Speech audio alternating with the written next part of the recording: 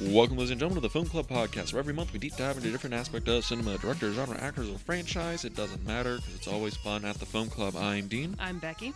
And this month we're talking about an actor. We're talking about Johnny Depp. And this week we're talking about Sweeney Todd. And we have a guest on this episode.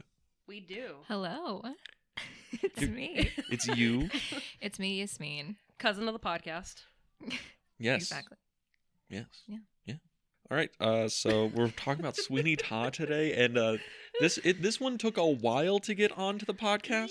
Yeah. This was going to be on a different month. This was going to be in our December series about Tim Burton, and things happened. Yeah, They did. things happened, you know. Mm-hmm. And you were going to be on that episode, but we kind of got you back in for Johnny Depp month. I'm so glad. You're so glad. You Yeah, seem dude, excited. I was geared up for this episode back in like November. And then the news came, and I was like, I'm devastated. I'm never gonna recover. Just soul crushed. Yeah. But Sweeney Todd, because this was your pick for the movie? This was Yasmin's pick. Yasmin's pick for the movie. So why Sweeney Todd? Why Sweeney Todd? I just love seeing blood gushing from people's throats. And considering like 5 minutes ago, you're like, I hate slasher films. I hate slasher films. Love Sweeney Todd. Yeah. This is a slasher musical. It is. I just love the themes in this. First of all, I love the music in this movie. I think it's incredible. Mhm. I think the I performances have thoughts. are okay. We're gonna fight. Yes. The performances are great. I think the casting is fantastic. But I have thoughts. I love the story. Just how many themes it touches on. In terms of like the human spirit. That's really general, but like themes of revenge, Mhm. themes of love, corruption, etc. Yep. That you really just described Sweeney Todd to a T. And so that's it. We're done. Yeah, we're done. Good night, everybody. But yeah, See you next week. because I mean, I would say the reasons I like this movie is the same reasons you like this movie. I mean, I have thoughts on the music and the casting, but yeah, the themes of this movie it's way deeper than I thought they were. Because I think the last time I watched this before the podcast was like, this came out in 2007. It did. So probably since 2007 was the last time I saw this movie. Okay. So, rewatching it, I'm like, oh, this is way better than I thought it was. It's also way, way darker than I remembered it being. But It doesn't fit your sunny disposition. I have a very happy, bright disposition. Dean's very Sound of Music, and Sweeney Todd is very me.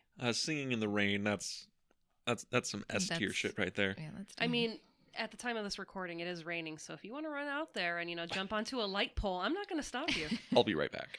But Becky, this was your first time seeing it? Yeah, it's my first time seeing it. It's always been a thing where I've caught like pieces of it, but I've never seen the full story. I really enjoyed it. No shit. It's Well, almost like we've been why? telling you that you would enjoy this movie for like a year. And I did. I don't know why you're angry. I'm not angry, just disappointed.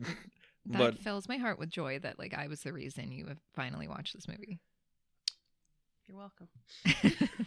You're welcome. You're welcome. You're welcome.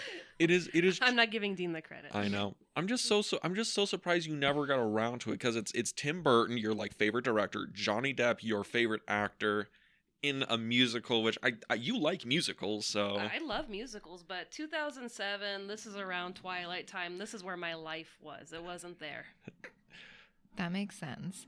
I will say, I think I was 14 when this movie came out, and I remember actually seeing the trailer in the theater, and I was like, what the hell is this? This is like steaming garbage. As a 14-year-old, I was just like, I will never see that. It just looked so bad. And also trailers are like notoriously deceptive. I mean, the trailers for this movie didn't advertise it as a musical. The first run trailers didn't advertise this as a musical. It was Johnny Depp, slasher, Tim Burton directing. That's what it was advertised as. It wasn't advertised as a musical at first. That's interesting and very strange because of its history, like how it was adapted. I think that was probably why they didn't advertise it for a musical. They just assumed the audience would know, oh, Sweeney Todd, that's a musical. It's based on a play. They just assumed that. Okay. And then the initial screenings were like, this is a musical? What did we sign up for here? I wanted to see Johnny Depp as a slasher. What the fuck is this? It's funny though, because I was reading that this movie is often referred to as like an extremely, well, people refer back to it as a very successful musical that's been adapted, you know, for the screen. And that like it's, you know, it's often like sourced as like, oh yeah, this is like a success. This is like a great adaptation. This is how you do it. 'Cause Yeah. it's pretty one for one from the stage play, from everything I was able to glean from it. I've never seen the stage play, I should say. Have Same. you? I had never, until we planned to do this podcast, and then I was like, I feel like I should watch a little bit of like what the Broadway production looks like. So I did. I couldn't get very far in it. I watched the one with like the classic one with Angela Lansbury, and I got like 30 minutes in, and I didn't like the Broadway production. Oh, as really? much. Yeah, I didn't. I mean, my introduction to it was from Jersey Girl. Oh, that is literally where I first think I That's- ever heard of Sweeney Todd, was in Kevin Smith's Jersey Girl. And I liked the Interesting. music. I was like, oh, hey, this is pretty lit. But yeah, I haven't seen like an actual stage play version of it. So I hope it's kind of, you know, hand in hand, not like, you know, oh yeah, they cut this, they cut that. It's very similar. Like Dean is saying, it's pretty much One almost for one. one for one. The only thing is, like, you know, the movie has the cinematic flair that it's like, oh, we can move the perspective, unlike in the stage where you really can't do that. Yeah. But it is a thing, because I heard the same thing. People are like, this is how you should adapt a stage play. I've also heard people say that, oh, this is one of the, you know, best musicals of the 21st century. And my thought on that is, out of what, the fucking 7 musicals of the 21st century? What are they comparing it to? Yeah. Yeah, right. Yeah. Because I'm like, I don't know if I like this better than like Moulin Rouge. I mean, Moulin Rouge is a fucking like pixie stick cocaine dream, but it's fun. It's Baz Luhrmann, right? Right. Yeah. Totally different. Yeah, way different tones, different directors. But Movie changed my life. Did Moulin Same. Rouge change your life? I saw it at a very young age. Me too. I was like pretty scandalized. I was like, prostitutes? What is going on? You're like But, yeah. clutching my pearls, and you're Yeah, like, clutching you're my 9. How are you 10-year-old doing that? pearls. I'm sure Where'd you get those pearls? I had, you know, metaphorical pearls hanging from my neck. Yeah. But we should probably tell people what Sweeney Todd's actually about if they don't know, because I didn't really understand. I don't really know what Sweeney Todd was about, but I think the cultural osmosis was he's a barber that kills people. He's a demon, Demon barber. Barber of Fleet Street. Demon Barber of Fleet Street, exactly. But what Sweeney Todd, the Demon Barber of Fleet Street, is about, because you have to put that whole thing in, or you'll get 15 different results for the Broadway play if you Yes, Google Sweeney Dean's Todd. doing a fancy hand motion right now as he speaks. Lots of hand motions. But what it's about is, after 15 years of false imprisonment, a London barber returns for revenge on the judge who locked him up and stole away his daughter. But his plan evolves into a campaign of revenge on all of London, with his victims being disposed of by his partner in crime, a love-struck baker who has a new meat pie recipe. I wonder if they could guess what the meat pies are made of. Soylent Green. It's people, baby. But yeah, that is a very interesting concept of a Ooh, musical, we're getting right? a lot of hand movement today. I speak with my hands sometimes. Yeah. But that's an interesting concept for like any musical, right? It's about a serial killer who feeds his victims to like more victims, basically. I mean, technically, he's not doing the feeding. He's just doing the killing. And then you have Mrs. Mrs. Lovett. Lovett, that's like, you know, I can make a profit off of this. I can change him. I can I fix can him. change him. That was the whole theme of Sunrise. I can fix him. So he tried to kill me beforehand. I can fix him. But where do y'all want to start? God, where to start with this movie? At the beginning. At the beginning. So we open up on some beautiful PlayStation 2 CG cinematic. It was 2007. PlayStation 2. Oh, God. Okay, Was that the system in All right, you- 2007? I believe so. You do have to just take a little leap with this movie from the very get-go, because it's highly stylized. Very. The And- Tim Burton aesthetic is all over the place. Yeah, and there's a little His woman cringe is in it. factor. His woman is in it. Yeah. There's a little cringe factor at the beginning, but once you like get past that and like decide to not be a snob, it's great. How was it trying not to be a snob? Was it was difficult? really hard for me. You're like, I had to take my glasses off, put down my copy of the Iliad, and really get into it.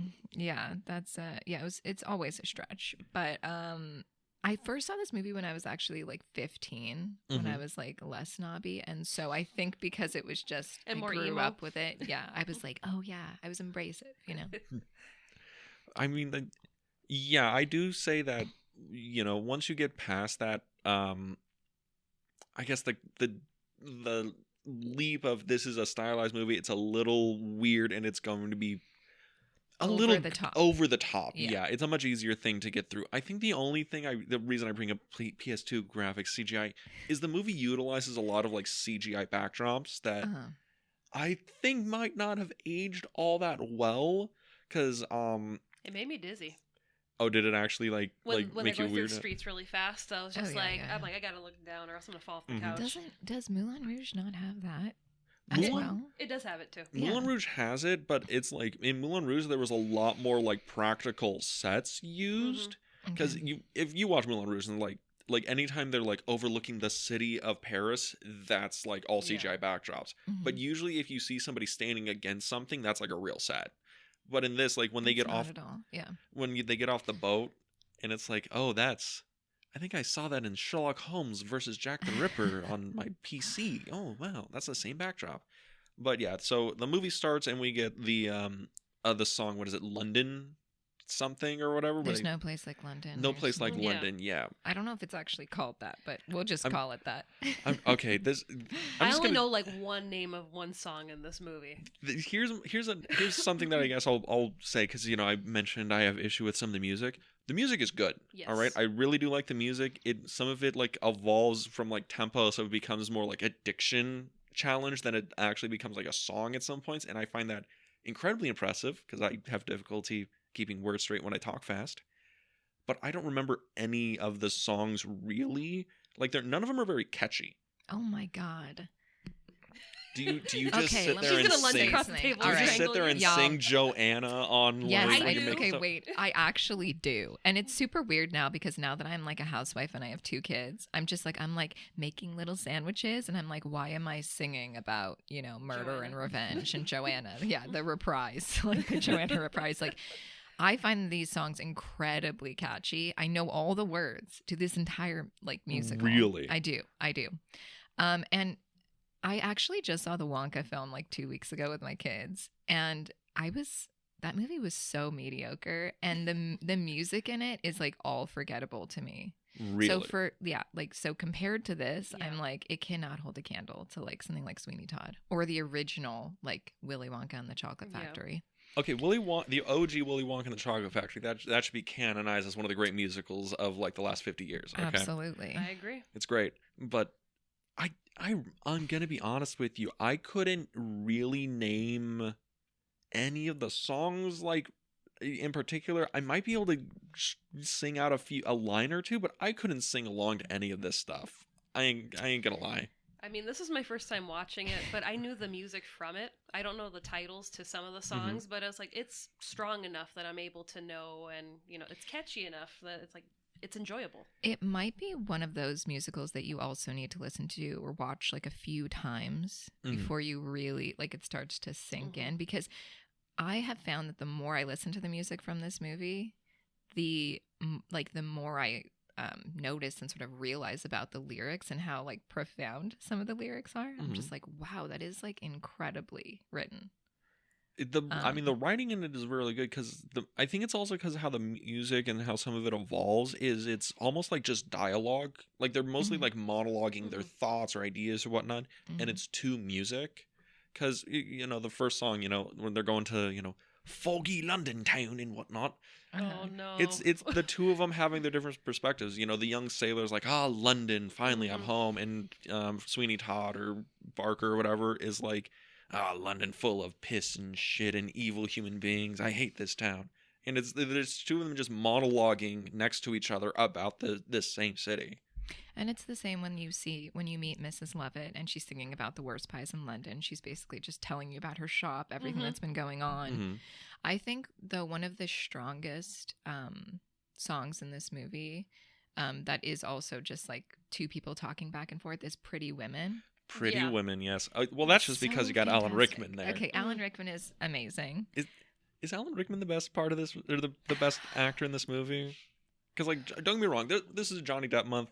Johnny Depp is, like, doing his victory lap after doing the Pirates movies, and he's Mhm. like, back to my roots, getting Tim on the director's chair. But fucking Alan Rickman, though. He is great. I don't know. I feel like Helena Bonham Carter steals Yeah. the show. Oh, Personally. really? Yeah. She slays. I think she's Does fantastic. she slay? She does. She slays. I mean, Queen slays. Yes. I mean, she even went to, coming about this character of even practicing at home. Sorry. Practicing at home baking while singing these songs so that she can, move around and sing at the same time so it doesn't look weird Hmm. Uh-huh. or she has to stop, and it's very in sync. I was reading about the casting for this movie, and she really had to prove herself because Yeah. she was Tim Burton's wife. Mhm. And Stephen Sondheim, who wrote this musical back in 1979, he had to approve of the casting. He was concerned, first of all, that this was just gonna be like nepotism with her being married to Tim Burton, and also that Johnny Depp, that his vocals would be too rock influenced. That was a thing, because he had never actually done a musical before this. He did Crybaby, but he didn't do any of the singing in that. So He no one lip-synced. he lip synced. So no one knew exactly what Johnny Depp in a musical would sound like. He had his rock band at this point. Yeah, he Right? was already Yeah. in his band. Yeah, so they knew what his singing voice sounded like, but they were like, can he also dance? Is that a thing too? There's You know, It's Johnny Depp. He can do anything. He kind of can. kind of um, can.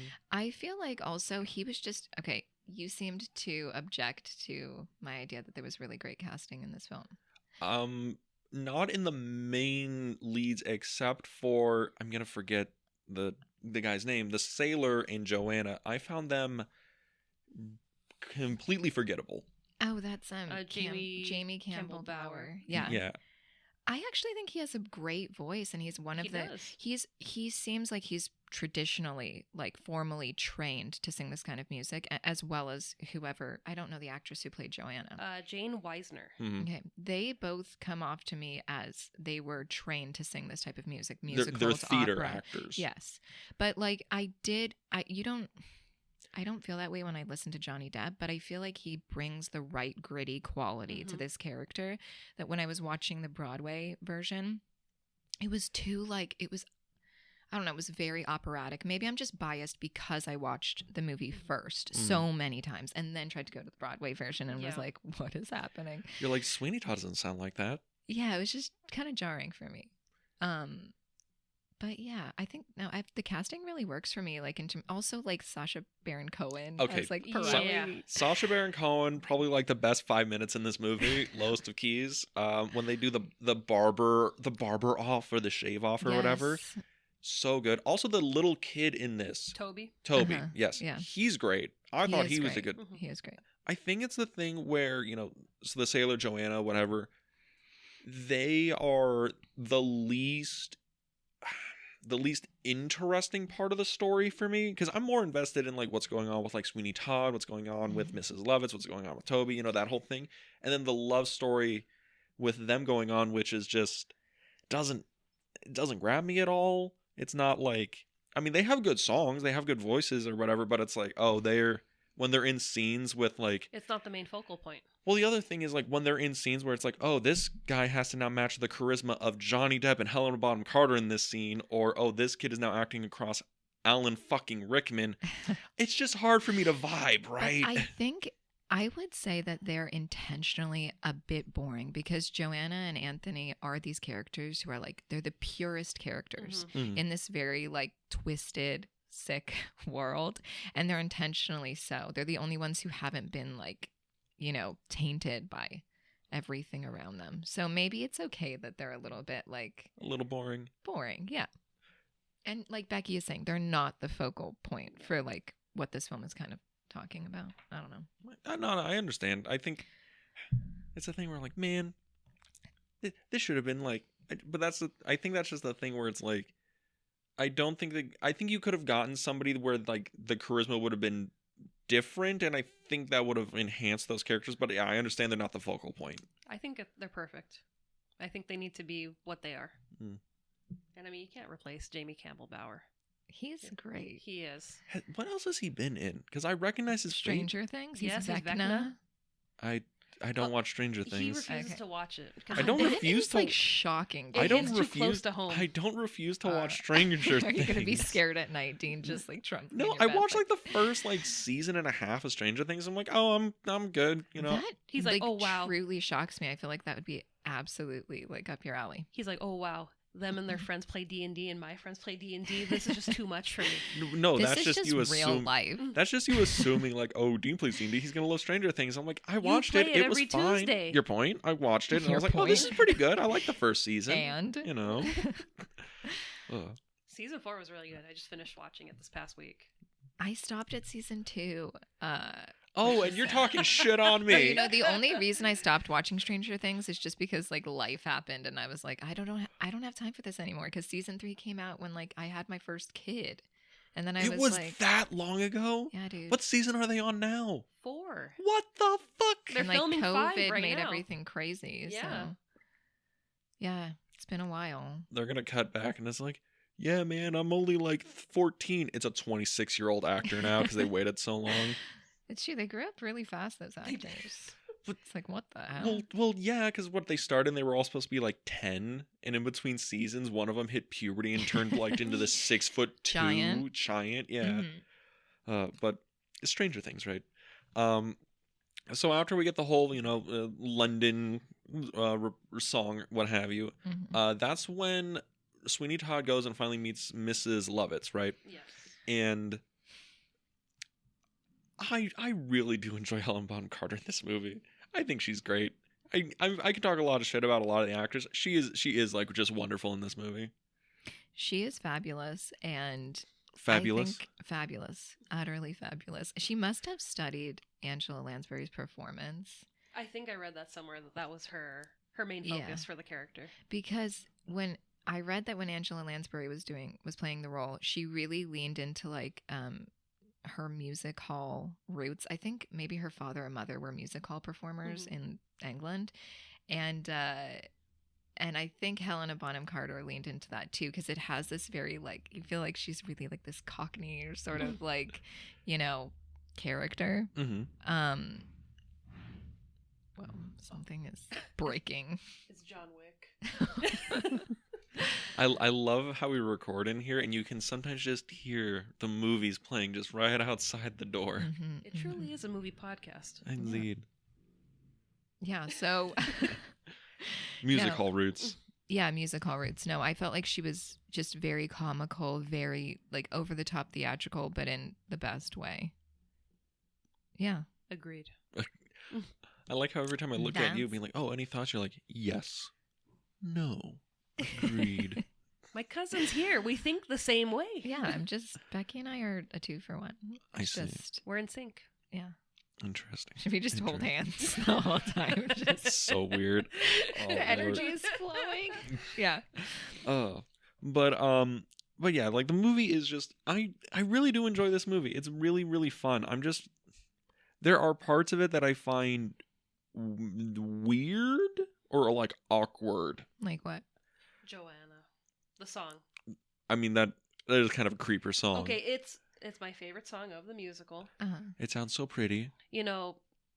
Context clues for me. I'm like, oh, okay, they're this couple, and then I watch the movie and I'm like, oh, you just saw her through a window and I'm gonna steal her and I could see you through the walls. I'm like, oh, this took a dark turn. You're This like, is problematic. Oh man, that Fair girl enough. up in those windows. Yeah, I'm gonna sneak in, steal her away. Yeah, it's a little creepy, right?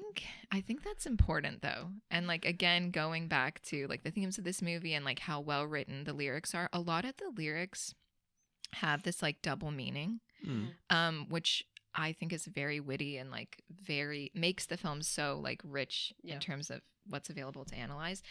So I think there is a question in this movie about like what love is and what is love? is love. Baby, don't hurt me. Mhm. Uh-huh. No more. But really, like, what is real love and what is actually like, what is lust? What is just idealizing a person, like for what you think that they might be or what you're projecting onto them, or even just objectifying them. Because that song, you know, they're talking about, oh, you have this yellow hair like wheat, and they're talking about her like more like she's an object rather than she's a person with qualities, like with a personality traits, Joanna right? is objectified as like, you know, an object the entire movie. The judge just like, she's pretty in my ward and I own her, and now we're gonna get married and I'll just own her even harder. More problematic things. And Anthony is like, well, I saw her, she's beautiful, and because she's beautiful I want her and I shall have her. And Sweeney Todd is like, you are my daughter, I want to kill the judge, and then I'll figure out what to do with you afterwards. Yeah, I think, no, absolutely. She is kind of this ideal that all three of these men are trying to possess. And it's interesting to see how people with such, I think this is absolutely deliberate, that these three men with very different intentions are all like vying for this prize.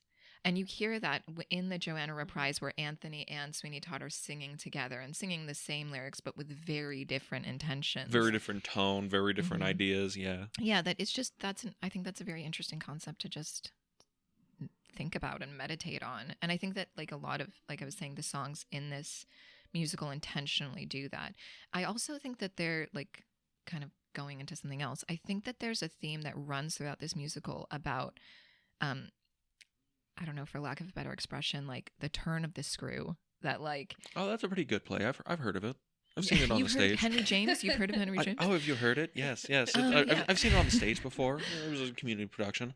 God damn it, Dean. Yeah, well, you brought it up. All right. I'm just saying, I think that there is something in this movie about how things appear, that sometimes things seem like pure and innocent and good, but it just takes a little tweak, a little turn of the screw, and there's something lying underneath. There's something that just, it takes a little provocation to sort of, you know, come to the surface. And I think actually the whole character of Sweeney Todd is like premised on that in the beginning, you see this Barber who seems like so honest, so kind, so like upstanding and happy. Yes. He has a beautiful wife who he adores. It's the only time the sunshine is in this entire movie is in the flashback. Right? Yeah, absolutely. I love that too, actually.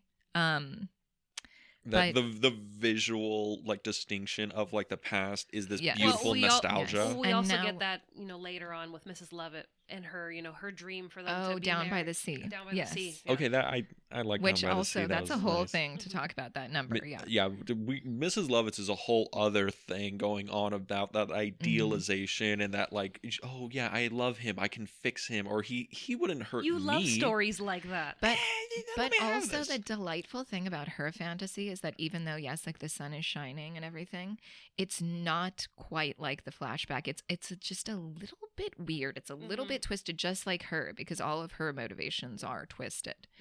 But yeah, I was just about that flashback with seeing him as the Barber he once was, with his beautiful wife, with his newborn, like beautiful little baby girl. She was beautiful, as the song goes. Yes, very beautiful. We get that emphasized over and over again. Beautiful, damn beautiful. It. I like that now we're saying like, okay, well, was he really that good of a man? Was he really that like upstanding of a man? Because it took 15 years in prison. Okay, 15 years in prison, and like obviously having his wife stolen from him and his child stolen from him, and yeah, that's like a lot of reference to things. Old Boy. It's the same story, guys. Old Boy. But certain people might have not become like as literally deranged and crazy as Sweeney Todd becomes. Like it makes you wonder, was that always just kind of buried under there, and it just took the right like provocation? Because okay, Joanna has also been locked up for 15 years. She's also been caged, right? But she's like this, you know, this. She's kind of like a porcelain doll, right? Yeah, the green finch and linnet bird, right? She's like in this little, this glass or whatever ivory cage. I don't know how do you want to refer to it. But she remains pure, you know, like she remains, you know, unblemished, untouched by like all the evil around her. She's obviously been in this like pervert's house for freaking 15 years, and has literal like libraries of like pornographic like volumes. Okay, whatever. Victorian England was a different time. Yeah. Anyway, she. Not gonna touch that one. No, I'm not gonna go there. It's just we're we have our whole conversation about the horror pornography thing after, so let's not go there just yet. But Kevin's gonna listen to this and be like, "What the fuck are you talking about off mic?" Stop corrupting my wife. No, I'm just saying that maybe really that was underneath. And yeah, he's been through a lot. I'm not saying that it was like a little bit, but I'm saying sometimes there's like there is something underneath the surface of what seems okay, and then it just takes a little nudge, a little prod.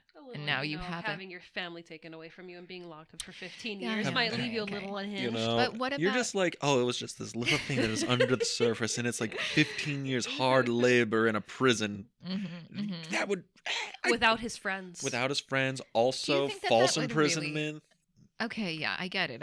I'm not and then saying it was escaping a little prison beyond. and being found drifting on the waters to I'm be just saved by saying Anthony. maybe not everybody would react so dramatically. It's like, now I'm just going to slit the throats of every single person in London because everyone pisses me off and literally they all deserve to die. It's Victorian England. There wasn't a lot of things to do back then. Okay, It's all like, right. What But else are you he's going to just do? like, Okay, you know, I will gotta give- have a hobby. I Yeah, mean, yeah, you gotta have a hobby, or you go a little mad sometimes. Slashers be slashing, you know. I will give you that. It is very interesting for his character how it goes from he's strictly there for revenge against the judge. He wants to kill Alan Rickman. He wants to save Joanna.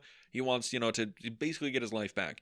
And then when he flubs, for lack of a better term, killing the judge, he's like, well, if I can't kill him now, I guess I'll just kill everybody. everyone. Yeah, and And then not eat just- them. And yes, It's and a then give little them. far. It's a little far. Also, wait. I hold also on. like how Mrs. Lovett is just like, I mean, I can get rid of him. I mean, Okay, her too. She makes herself. She's a really interesting character because we need to have this conversation about whether she's a victim or whether she's a villain, or she's. is that really a question? I don't know. Maybe because when I watched this as a teenager, She's I was like, feeding people to I know, other I know. people when I watched for it as a Todd Dick. That's why. I can't. Okay. When I watched her as a teenager, I didn't think that she was so malicious. I thought she was a very pathetic character. Mhm. But watching her now, I was like, "Oh my god, she is I don't know. I think she's worse than Judge Turpin in a way. She's creepy. Her motivations you wonder throughout the musical how much of this has been calculated by her, how long she's been planning it, because she makes it seem right that she's just been a victim of her circumstances and things have happened a certain way. But then you realize no, wait, she's been obsessed with Benjamin Barker forever. She saved the silver razors underneath the floorboards for 15 years waiting for his return. She also completely lies about his wife being dead. Okay, she takes Toby, who loves her in a very pure way, and locks him down in the furnace. Okay, In the full intention of are we gonna ghost this fucking kid? No, Is that we're gonna- happening? but by the end, she's ready to murder him. I guess what I'm saying is I think she's even darker than Judge Turpin. Judge Turpin now, when I watched him as a teenager, I was like, oh, he's the worst. He's the absolute worst. He's a pervert. Mhm. But now I'm he's actually more just a pathetic character who's at the whim of his disgusting desires. Yes. Yeah. And she is much more conniving, much more calculating. She has I don't know, planned this whole thing. I don't know. Well, my thinking is the judge is a pervert with power. That's his whole thing. He's pathetic. He's pining for the Joanna, and he's just like, oh, how will I win her over? And it's like, why are you trying to win over a 15-year-old girl, Yeah. judge? Yeah. And with Sweeney Todd, Sweeney Todd's just he's a mad dog with a grudge. He'll do anything if you put him in the right direction. Mhm. I think Mrs. Lovett could have been like, well, Sweeney, we can break into his house and you can fucking kill him then. Why? You don't have to kill everybody. But Mrs. Lovett, I think her thing is she has been the baker, right? And she's, stealing pussycats and using those, and they're fucking fast. That's how the song goes. I love that so much. Yeah, them pussycats are fast. But her thing is, I think it's interesting how the movie really does put it out that she's had a flame going for Barker for years, and has also asked questions of like, how far does that go? Because it's mentioned, oh, she had a husband and he like used to overeat or whatever. I'm like, did she kill her husband? Right. She fed him to death. Fed him to death just for the sake of owning the bakery, so she can always like, if Barker comes back, I own this place, so he has to come back if he wants to get those razors or whatever. But I do think that she is 100% a villain. I think it's almost a thing where the judge is like pathetic in his like desires and everything like that. I think she is almost the same way, where she is holding out hope, this flame of love that Sweeney Todd will like, if I don't tell him his wife's alive, then he'll love me. If like I help him get rid of the bodies, then he'll love me. She's also that kind of pathetic of like, I'll do anything for this guy to love me, but how I'm going to do it is by cooking people and feeding them to the rest of the world. Did you hear the priest? No diseases, taste pretty good. Just saying, Sweeney, maybe get the priest in for, at 3 o'clock. I think that what you mentioned about power is really interesting because if you follow that, she's been so disempowered throughout her whole life. She's poor. She's just had to like make do. And so she's a woman in Victorian England. Yeah, that too. You wanted to like gloss over that part. That's like a big her one. Her life sucks. I know. So Work it is sucks, interesting how like when you're down basically in the gutter, that you kind of have to like scrounge around and be more like, again, conniving, more evil, if you will, planning everything out. She sings that song like, all good things come to those who can wait. She sings that to him while they're staring into a broken mirror that's all distorted and messed up. I think, I don't know, maybe because she's been so disempowered, it's also forced her to like delve deeper into evil. Well, it's also, you can even look at it as like, hashtag capitalism, right? Like, what will you do to get ahead? Because as soon as she starts feeding, human meat, it's like toast of the town. It's like, oh, when I feed you, you're, the less fortunate or whatever, oh, suddenly I'm successful. Now that I'm doing evil things, now I'm successful. Now I'm making money. When I was trying to do it honestly, oh, that wasn't working. And they sing that too. Like when she's selling this idea of human pies to Sweeney Todd, he literally sings, or they sing together, it's man devouring man out there, so who are we to deny it in here? Literally. Yeah. Capitalism. It'd be like capitalism. That sometimes. It do be like that. I mean, hey. Yeah. The movie's deep. Yeah, there is so much to dissect in this film. I just love it. I love it so much.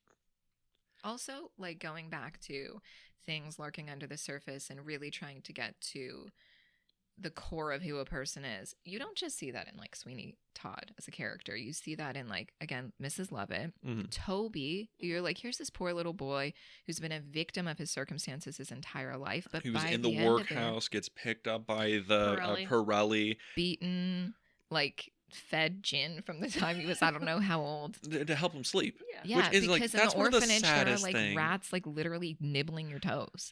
That's one of the saddest things. Like, yeah, they used to give us gin in the workhouse to help us sleep, and I'm like, oh, you poor summer child. Oh, it's so sad actually, but.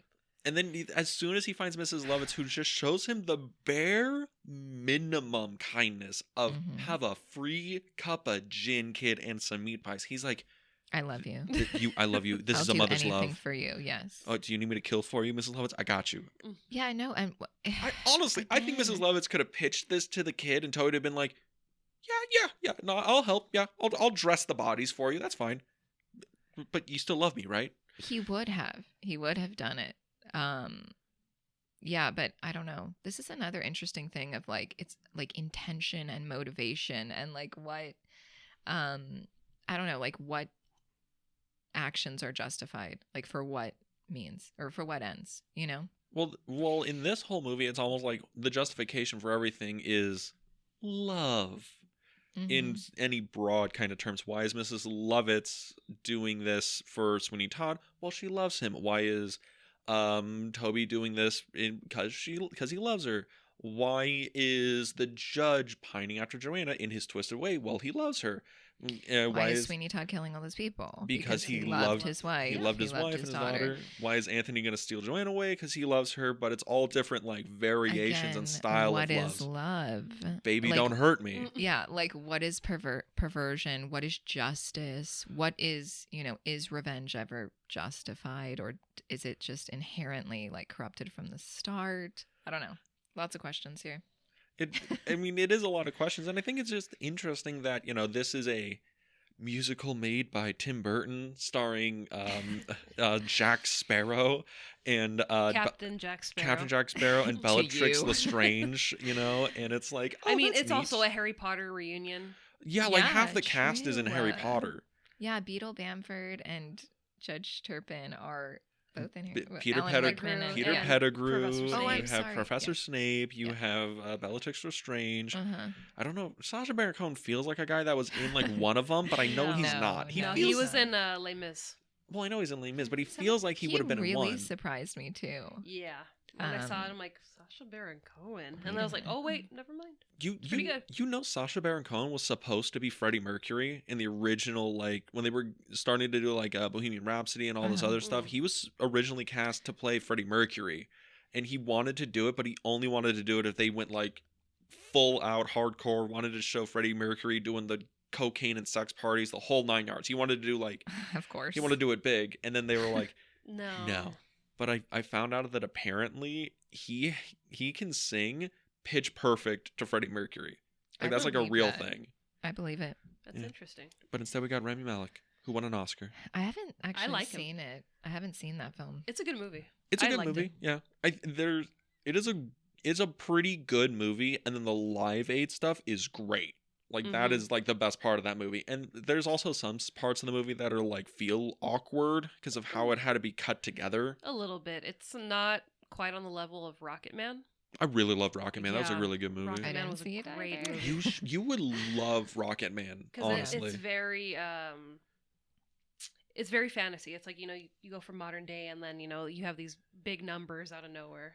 Well, it's the thing where it's like, how do you, like, describe a story to somebody or whatever? And Elton John's always described, when I started playing in the thing, it felt like I was floating, and it felt like, the whole room was floating with me, man. And then when they shoot it in the movie, everyone's literally floating off the ground. So it's all these kind of, like, tall tale stories of, Elton John making music and performing all these places. And then the movie's like, let's just show it, like, elevated and weird. He's like, oh, the first time I played Tiny Dancer felt like the world stopped.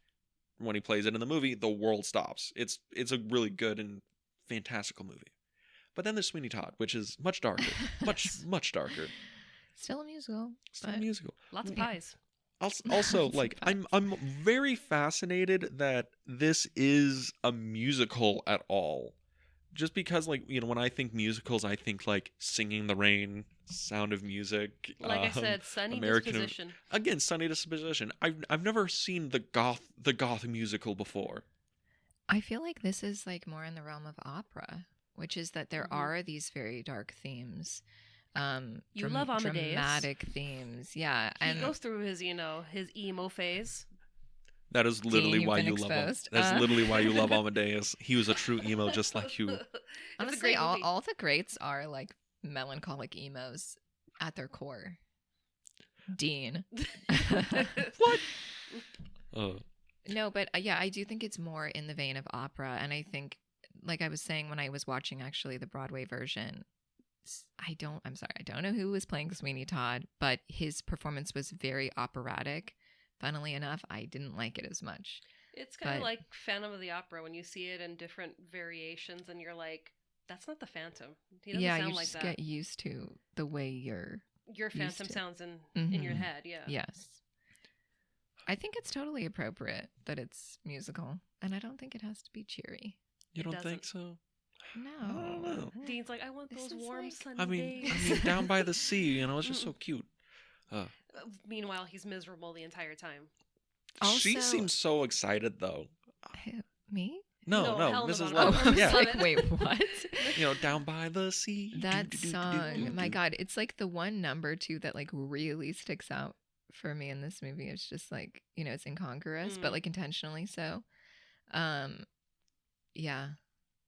I think it just provides the right comic relief at the right time too. I mean, the movie is funny. Yeah.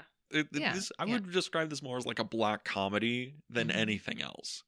But Really? I think so. I mean, even the blood, like the gory blood, it looks like tomato soup a little bit, and it's like, oh, they I cut and it wouldn't sprays out in know. all I these mean- different directions. I don't It looks usually funny. I don't have a lot of experience slitting throats, Dean. So I don't really know what Just calling exactly you out. that's gonna look like, but Oh. I think I know what you've been doing in your spare time. Quiet. Everyone needs a hobby. Exactly. But I mean, it's just the thing. Even like, oh, he killed. Like when they do the montage of him killing all of his clients or whatever, And that's singing. and singing, it's kind of ridiculous. It's kind of it's funny. It has an absurdity to it. It reminds me of like in the Addams Family movie where they're playing the pirates and they cut off her Wednesday's arm and it sprays blood to the Yeah. fourth row. Uh-huh. That's what it looks like to me because it's like it's spraying in all these different directions. It looks ridiculous. It's dark. It's messed up, but it's kind of funny. The definition of black humor. Yeah. But that's just me. I don't know if I would describe it as black comedy. I actually, again, like, I think it's in the vein of opera. And also, I think one of the reasons I like this so much is because for me, it reminds me of like Greek tragedy. Mm-hmm. Like it plays on again, all those themes of fate and love and revenge and, Meat pies meat pies. Exactly. is what it's for. Exactly. So yeah, I don't know. That's the genre I would kind of like put it in. Yeah, because it's very tragic. He finally gets in the room with his wife and his daughter, kills his wife, Kills. almost kills his daughter, Tells his daughter to forget his face. and it's kind of like Yeah, it's pretty messed up. But But also it's good so advice. Good advice too. Yeah, you want to like You've been taken away from your parents, and you finally get them, and it's like traumatizing. It's like, do you really want to see your dad covered in blood? Well, he just killed my mother. Well, Do I really Oh want to my remember that for the rest gosh. of my life? Well, I Yeah. think it's interesting because Joanna's taken away as like an infant, right? Yeah. There's no she might know what her mom looks like vaguely or whatever, but like the first time she sees her father, probably the first conscious memory she ever sees her father is after he has killed her mother, and then he says to her, "Forget my face." Mhm. It's like now Wait, he no, is. that's not the first time she sees him. Is it? Hold on. Okay. She goes into his barber shop because Anthony is going to run away with her, Mhm. and she's dressed as like a man. Wait, is this the first time? That's That is the first time Oh because she my hides when God. she hears him coming up the stairs.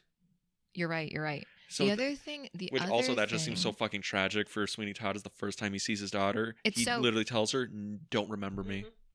right after he kills her mother. it's a It's little messed perfect. up. It makes you guys. This is perfectly crafted. So perfectly crafted. Also, she doesn't recognize her mother because when she comes into the barber shop, there is a picture that she touches, Mhm. right, of him and Lucy and her. And her. And I don't think she knows. Maybe she has some. Like idea. Maybe like who are those people? There's something there. There's some kind of deja vu moment going on. But yeah. And the fact that her mother is always kind of drifting in front of the judge's house. So it's like her mom's always been there, but not really been But there. not really like a ghost. Mhm. Is Like a she the ghost. most tragic character in this film? Her Is song the is mother? the most Who, scariest. Lucy? Yeah, the alms. Uh, Oh my god. I don't know. For a miserable woman. I was like, I don't know why. That thing is like nails man, on a she's chalkboard. So yeah, it's scary. Yeah. She's like a fate in this. You know what I Mhm. mean? Like a Mm. personification of a fate, or Yeah, like some yeah. kind of like oracle or creepy woman. She's in the this one who movie. she sees everything. Like when the smoke's Mhm, rising over the thing, she's like, "I know what's going on. Fire's over London. It's happening." Yeah. She Smoke. smoke. Sign she's of the devil. Yeah. yeah, it's Sign of the Devil. She's in, the Demon Barber of Fleet Street, right? And she's like watching the judge. She's kind of looking over everything. And the first time she ever really interacts with anyone is when she interacts with Sweeney Todd, right? And when they kill her, or no, she She interacts shows with up with Anthony in the Anthony, yeah. beginning, yeah. Tells him the whole thing that's going on with Joanna And she sets in motion for him to be like, well, I can save her though. And I Hold can have on. the best song of the film. I don't know which version of this movie you guys watch because I only realized that there's like 2 versions recently. Like there must be a different cut because when Lucy approaches Anthony and he's like, "Who's that girl up there?" She tells him, but there's a second part that was edited in the version I watched this last time, where she sings this little song, which is in the Broadway version, Mhm. Mm-hmm. where she's like, she tries to proposition him for like sex. Oh. Like she sings like, and it's in the Broadway. Like I said, it's in the Broadway version where Okay. she's like, "How would you like a little, a little?" I don't know what she says exactly, Oh, but no. she kind of like hitching up her skirts, like, "Hey, you want to like mess around?" And he's like horrified. Well, that is 15 years of hard living on the street pussy right Yeah. there. That's a little, No. But little that bit like different. it gives a whole different edge actually to the movie. Yeah. That she's like, she has actually really fallen into like despair and Mhm. sort of just prostituting herself. And actually, you're saying it was 1-for-1, the Broadway and the It's musical. close. It's close. When Sweeney Todd first arrives in London at the beginning of the Broadway musical, he meets his wife. She comes up to him, and that's when she sings that song where she's like, she tells him what's up, and then she's like, "Hey, you want to have a little like Little Little- roll in the hair. little exactly." Roll in the It always hair. goes back to Young Yes, Frankenstein and with us. he is disgusted. It's not, yeah. And they both, I think Anthony is maybe still around, and they both see her at the same time. I can't remember exactly, but it's interesting that that's the first encounter he has, and he does see his wife and have a little exchange. It's, Okay. It's interesting. Okay, you guys now are making me doubt myself. I'm like, I'm pretty sure Sweeney Todd sees her though. I don't know. Well, I think we've talked long enough. We should probably talk about the man of the month, the man of the hour, Johnny Depp. Mr. Johnny Depp. Mr. Johnny Depp. And just to prefix this, so Mr. Tim Burton, he wanted to make this movie since like the 1980s, like basically. But he really couldn't get it greenlit until Johnny Depp became Johnny fucking Depp as we know him today, and he was this able to is get it their greenlit. 7th collaboration. It is their 7th collaboration, and this is after because I knew this was his victory lap after doing Pirates of the Caribbean, where he became a superstar, could get anything made. He was in a bunch of movies. I didn't realize this was after the 3rd fucking Pirates movie. Yeah. Okay. Yeah, this is like right after. This is his first thing he did after Pirates of the Caribbean at World's End, like the original trilogy. When he was filming Pirates at World's End, he was actually practicing the songs on set. Movements and, just getting everything down. But this is the same time as Corpse Bride, Dark Shadows. Yes. Johnny's got it going on. Well, On basically, a roll, yeah. he was on a roll. This is like from the first Pirates movie, because it's weird because everything leading up to Pirates of the Caribbean, it's like, oh, he's like an indie guy, or he's like, playing the supporting. Is Sweeney Todd a pirate? No, What? Anthony's I a mean, pirate. He came on a boat. Anthony's a sailor. Lordy. But yeah, maybe. But it is interesting because once he does the Pirates movie, his career just shifts into Mainstream. mainstream Yeah, leading movie man. star, yeah. Yeah, and then this is like back to my roots. I got to do a weird movie with Tim Burton if I want to get back to my thing, right? And then he was, in Alice in Wonderland and Willy Wonka. And that's the all other thing that I wanted to stuff. bring up. I'm like, is this like Tim Burton's last good movie also? And is this like Johnny Depp and Tim Burton's last good collaboration? Well, I know for you, Tim Burton's last good movie was Ed Wood. Oh, damn. That was 94. I mean, hey, maybe. I like What Big has Fish. He done I like Big Fish a lot. Mhm. Yeah. Was that 2000? That's like 2002 2002 or something like Okay. that. I know it's before this movie. It is very much before this movie. I really like Big Fish. Sleepy Hollow. That was the 90s though, wasn't it? Sleepy Hollow was in the 90s because Christina still live in the Ricci's in it. 90s. Yes, we know. But I have it right here. Okay, so this movie comes out in 2007. Right after this, he does The Imaginarium of Dr. Parnassus, Mhm. Public Enemies, Alice in Wonderland, Rango, Oh, Rango. Dark Shadows, The Lone Ranger. Those are the movies that Johnny Depp does, right? Yeah. But yeah, just looking at Tim Burton's movies that they collaborated on after this, because Corpse Bride and Charlie and the Chocolate Factory, that's before it. But He did yeah, the Rum Diaries and Rum Diaries, The ruined his Tourist, life. Ringo. Was the Rum Yeah. Diaries the one he became like a hard drinker? Was that movie where he played Hunter S. Thompson? Yeah, and met Amber Heard. And Yeah, everything went downhill That'll from there. derail your life. Does everyone just hate Amber Heard? Is that a thing now? Did you watch the trials? I did watch the trial, but I came away with, man, you were both awful people to each No. other. All right, no. No. Wait. Johnny Depp did nothing I wrong. watched. No, I'm not saying he was perfect, but I watched those the trial Mhm. while I was actually moving house. So I was like packing boxes and like just glued to my phone. He was just, I think, reacting to abusive behavior. And so sometimes that happens. Yeah, because it would be clips that she would submit, and it would be, him kind of like finally blowing up. But you Yeah. could tell that she had been, just Provoking poking him for a poking the while. bear for a while. Yeah, that happens. And then it'd be like, people- oh, okay, he slammed a couple of drawers and then he left. And it was just like, Or maybe said some really mean things. But like, yeah, if you've been provoked and provoked and provoked and somebody craps on your bed and like is a psychopath. you remember his You would. Aquaman. That was one of the best recordings. Oh my god, God. I We were will. just fighting with each other. And she's like, suck my dick. And he's like, I don't want to suck your dick. She's crass. And like, yeah, he was vulgar too, but like, come on, like she provoked him. I will say that Johnny Depp had one of the funniest things said in any trial I've ever seen. When they're like, "Is this your bag of cocaine?" He's like, "No, that's far too small." And I'm like, that is fucking absolute lad, Johnny Depp. Or she was on the stand and she said something about a jar of dirt, and then they pan over to Johnny and he's sitting with the stand. He goes, "I got a jar of dirt. I got a jar of dirt." And I was like, we even got Pirates He references. trolled her hard during that. He trolled her so hard. But yeah, so She Johnny deserved Depp. it.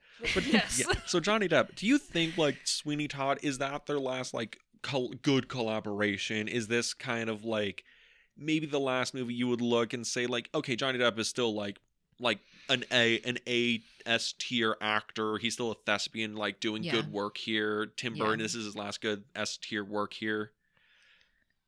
I mean, he did work on Wednesday, Tim Burton. So, oh. It took like 10 years for that to happen, or Yeah, actually he way might longer be than that, having 13 a little years. renaissance, but Yeah. but like it's been a while. I mean, I'm always I'm just hopeful gonna for say- good content in the future. she's a stan. She is.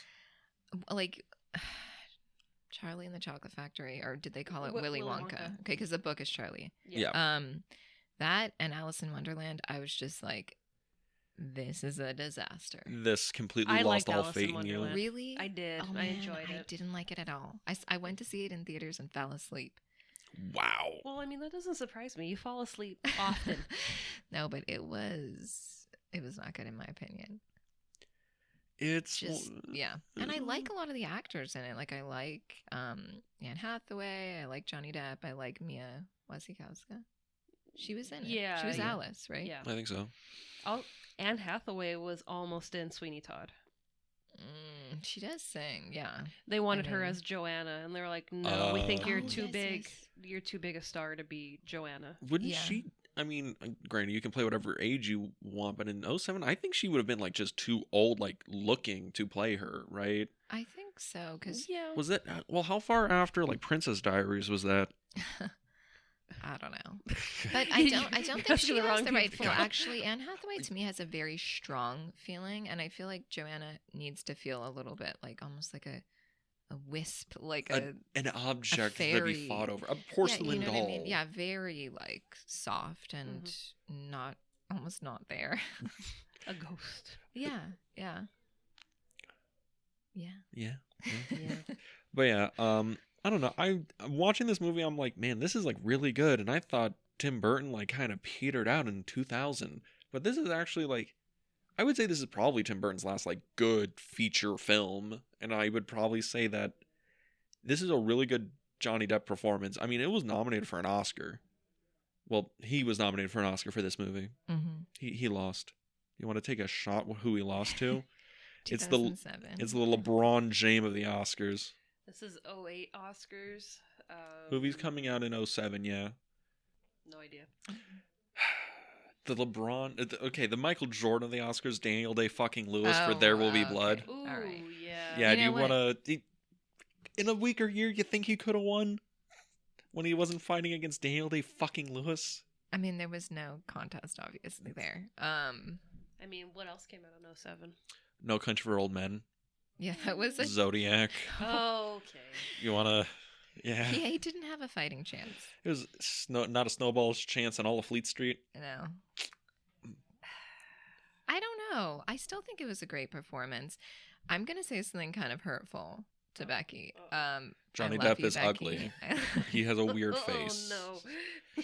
No, but I kind of wonder if like maybe this film is as good as it is because it's not entirely like it's a Tim Burton film, but he didn't write it. That Yeah. was something we came across when we did Tim Burton month was even Tim Burton doesn't understand why people like his movies Mhm. because Uh-huh. he has said he's like I fundamentally don't understand storytelling. He's hit and miss. He Yeah. is. He's like Yeah.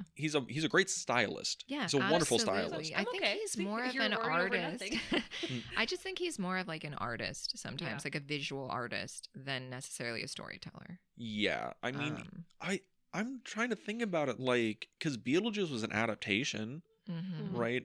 Nightmare Before Christmas, like that was really done by like Danny Elfman for the most part. Yeah. Even like Ed Make Wood. sure Danny Elfman hears this. Yes, We love you, Danny. yo, Danny Elfman, you're cool. You can come on Danny anytime. Elfman's The Nightmare Before Christmas. Yes. And also like a different guy directed that movie. Besides the point. But yeah, even like a lot of his good movies, Batman, like there were a bunch of screenwriters who really made that movie come together. It is interesting when he's like not working on his own material and he's just stylizing things. It does work better. Yeah. But Totally. even then, where like I think this is a thing. Like It after doesn't always work. it doesn't always work. After like the early 2000s, where it's just like we'll just get Tim Burton in and he'll just put his style on movies and they'll just do that. And then Dumbo happened. That Lord was God. bad. Lord God. Lord God. Uh, Oh my God! I think Yasmin's having a seizure. Oh God, no. Help. Wait, but who wrote Big Fish? I need to know. I do not think that was he wrote it because it was a different screenwriter. All I can right. look this up right now because I like how every time I bring up Tim Burton, people are like, "Oh yeah, Big Fish, that's like my favorite one," and I'm like, I think that was one of the only ones he did that failed.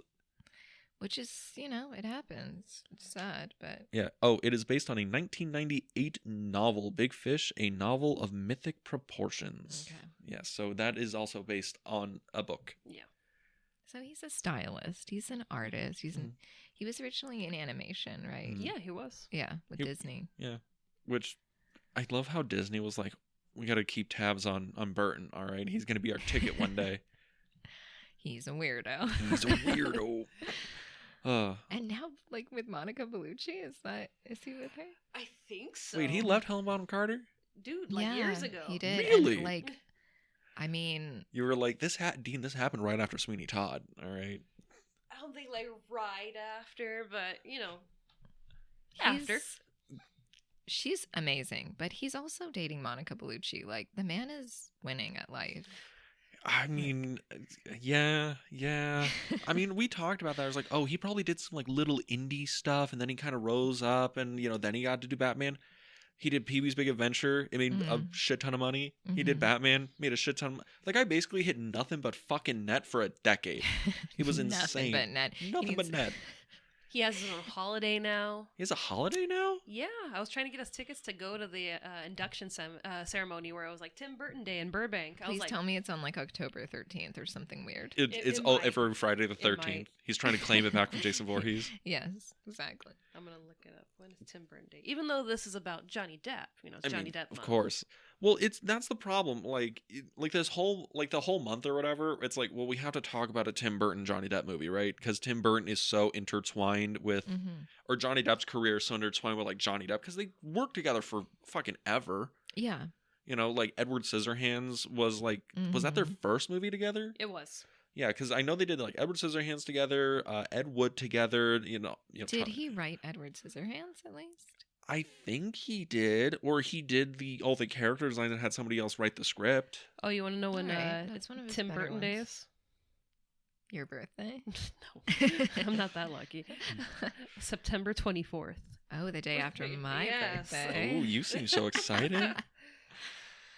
Wait, But, so yeah. what other Johnny Depp films are you guys covering this month?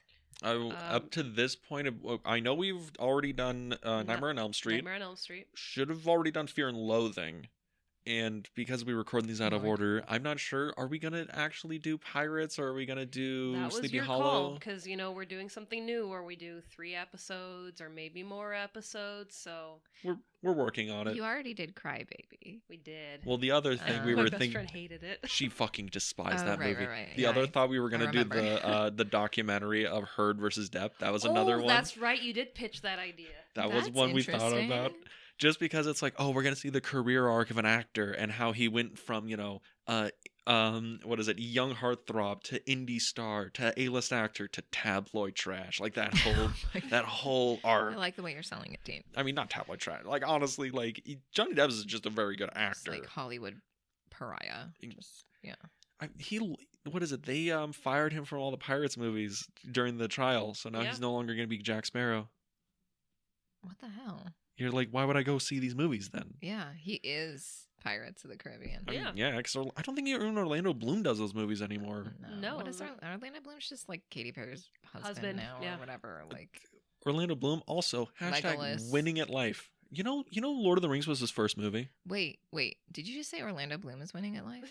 His first movie was Lord of the Rings. Yeah. I mean, that's great. But like, Cool story, He's bro. like, I don't have to wanna- work I anymore. don't wanna- wait, I'm like taking a step back because Katy Perry. I don't know. Is Like, he? Wait, is he dating Katy Perry? He's No, he's married. married to He's her. married to Katy Perry. They have a Yeah. child. They do? Where are you? I don't know. Living under And I'm a so rock. sorry. Oh, Yeah, I know. I mean, I don't know. She scares me a lot, but anyway. All right. Well, that was Sweeney Todd. Was it? I mean, kind of. You guys, that was all right. That I was, mean, a, we haven't even talked about the climax of the movie. that was a cursory glance at Sweeney Todd. I mean, do you want to talk about the climax of the movie? I mean, I think we kind of have to, because we start with him, on this revenge tour, and we got to talk about how the tour ends, I guess we should talk about how the tour ends. because this very much is a Greek tragedy. Mm-hmm. Absolutely. And you know what happens at the end of Greek tragedies?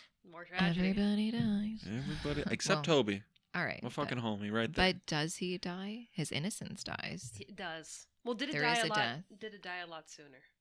No, I think that was the nail in the coffin. I would think, the drinking gin at like 5 to put myself No, to when he sleep. found out I no one think- really loves him, they just I wanted think him for his that meat was it. pies. No, when he bit into the toe. That would be just, life is over. No, I think it was seeing Mrs. Lovett burning in the furnace. Yeah. That was the end for him. She- After she basically hunted him, because Oh. they're like creepily. Remember singing "Nothing's Gonna Harm You" while they're like Well, he's trying. with his knife Not behind while That his is I'm back. so. around. This film is upsetting. Honestly, I have kids now. And now you're just like, You oh, picked this this. is rough. I know I did pick this, but again, I hadn't seen it in 6 years, so now I'm watching it as a mother with a very different perspective, and I'm like, wait a minute, this is like too, like visceral. It's just like upsetting. You're not gonna sing to your kids. Nothing's gonna harm Absolutely you. not. Absolutely Not not. while I'm around. No. No, not Because gonna once happen. they watch Sweeney Todd when they're like adults or teens, they're gonna be like, "What the hell?" No, you Mom's have. gonna shank me at you- any point. No, They're not gonna no. trust Listen me. to me. Listen to me. You play the long game, all right. You sing it to them as a kid, and they're like, "Oh, that's my, Mom loves me" song. Then they watch the movie, right? And once they get to that scene, and they're like, "Oh man, that's so weird." And then you should just start singing ominously down the hall Damn that it. song, and then your You kids are gonna like freak the fuck Are out. clearly not a Level. parent. Oh no, I'm gonna be a great Yeah, parent. just, obviously, like, levels. planning like No. lifelong trauma. No, for your lifelong offspring. lifelong jokes for my kids. Like I'm gonna speak with a British accent in That's front of my not kids so they pick it up, and then I'm gonna Lifelong drop jokes it. Is, oh, haha, Dad's flies down again. There you Mine's go. way more funny. That seems Long more in cons here. character. Long He cons. got called out yesterday for that. His brother's like, dude, can you not? I'm sorry. All right, life happens. The flies fall for us all. Or you wear those pants where they don't work. And- And hey, I've told you throw Dean, are away you those wearing pants. They're that comfy. don't work again? They're comfy. Whatever damn it. that means. They're Like, do you comfy. mean like fashion-wise they don't work, or they are like dysfunctional pants? Yes. I need to know. They're Yes. comfy. Damn it. Are they checkered? No, going? they're like blue jeans. What, Okay. what about your Costco pants where, The end of Sweeney Todd. where you lost your wallet? The end of Your Sweeney Costco Todd. pants? After you were bragging about all those pockets, and then you lost your Are these wallet. cargo So pants? They are when cargo. Oh when my gosh. they trap little It is Toby a shame in that this the is not a basement. vlog. It is a shame that this They isn't trap a vlog. little Toby in the basement, and then Mrs. Lovett and Sweeney Todd are like, well, we're gonna have to take care of Toby, so they go down to hunt Toby like Take a wild care animal. of Toby. Yeah. Take care of Toby. Another double entendre. Exactly. And they We go love down that. there, and they're fully intending to kill his ass, and then then Mrs. Lovett is like, oh, we gotta like get rid of the bodies or whatever, and that's when Sweeney Todd realizes that he killed his wife. You just see by the side profile, that's her. I've been looking for She her. looks at him and says, "Don't I know you?" And then slash slash. So fast. Oh, you guys, this could not be more tragic. This is just And then, he... chef's kiss tragedy. He gets Mrs. Lovett and turns her into an extra crispy meal. I think that is like Becky. I think that's funny because That's happened. well, it is what happens. I love it how Mrs. Lovett is like, I didn't want to hurt. I never said she died. I just said she drank the arsenic. She drank the arsenic, You you inferred inferred. that. She's the worst till the very end. 100%. She's also, the villain. She says this line, which I think is really interesting. She says to Sweeney Todd, "I was only thinking of you." What does that mean? Do you mean that you were like solely obsessed with him and you were only thinking of him, or were you trying to like spare him, which is also a lie? Also, it's a thing where, the implication of where you were holding a flame out for this guy for 15 years. Probably longer. Longer. Yeah. Like, I'm wondering if it's a thing where it's like, were you possibly like, oh, well, she got the arsenic from the apothecary. Did she get it from the Or apothecary? did you give it to her? Mhm. Yeah. She was living upstairs. Did you give her a pie with arsenic in it? Because, she's got the things around her mouth, which would, maybe Oh, the pie was true, laced. True. And then she goes to like Bedlam, she goes insane and all this other stuff. And so she's like this crazy homeless lady. And, then it's like Mrs. Lovett is just like, I thought you wouldn't mind. Interesting. Fine. Also, I didn't think about that, but Joanna also almost ends up like that because when she plans to run away and the judge finds out, he sends her to the insane asylum, right? Mm-hmm. So it's just interesting. She almost faces the same fate as her mother. But then Anthony. The true love, which is solely based on appearances and it's obsession. Still superficial, yeah. I don't know. We don't know. Again, like... Does Joanna even know that guy's name? Does Joanna even... Doesn't matter. You're like, have you seen those eyes? God. He created a whole song for me. I gotta leave with him. And then- plus anybody looks pretty good when you've been living with Judge freaking Turpin. Yeah. Who spies at you from a little hole outside your room. That like is a very creep. creepy. He's such a creep. It's also played wonderfully by like Alan Rickman because Alan Rickman I think is like an amazing Yes. actor, Yes. but I love it when he gets to play a sleazeball. Because he Oh, plays it so well. He's so well. Love Yeah. Actually. Hans Yes. Gruber Breaks from your heart. fucking Die Hard, his greatest performance. Oh god. Poor what's her name? She plays his wife in Love Actually. Emma Thomas. Emma Thompson. Yeah. Anyways. Anyways, Yeah, anyone looks good, basically, to her. yeah. She doesn't care. He can objectify her whole life as long as he takes care of her, doesn't... As long as we get the molest fuck her. out of London. Yeah. It's like, can we go to Spain? Just actually, literally anywhere. I'll take anywhere. The Americas. We'll go there. So funny, too, because London is like a place that I love very much. It is not nearly as downtrodden and It's not like this. It's not Victorian. like this at all. I lived there, but yeah. No demon barbers on every corner. No, I've been to Fleet Street. Didn't see any demon barbers. You didn't eat the pies, right? Didn't eat any pies there. Okay. Please tell me they have like a tourist trap thing where it's like, oh, we got the meat Oh, pies here at Oh, Fleet they Street. must. I didn't see like a little tour. or She was something. busy. She was a student. Yeah, I was not doing demon barber tours on Fleet Street. I was like, oh, I got a paper to write. Not going to do that. Oh, I see. But yeah. And then, And the then- ending of the movie happens. And then, then Sweeney gets got by Toby. Comes back to him. The revenge comes back to him, yeah. Yeah, With This his own tragic blade. cycle. Yes. And I kind of love, too, that moment where he has his wife in his arms. And it's kind of almost like, I don't know if this is blasphemous, but it's almost like a pietà. Like he has, his dead wife Mhm. holding her in his arms.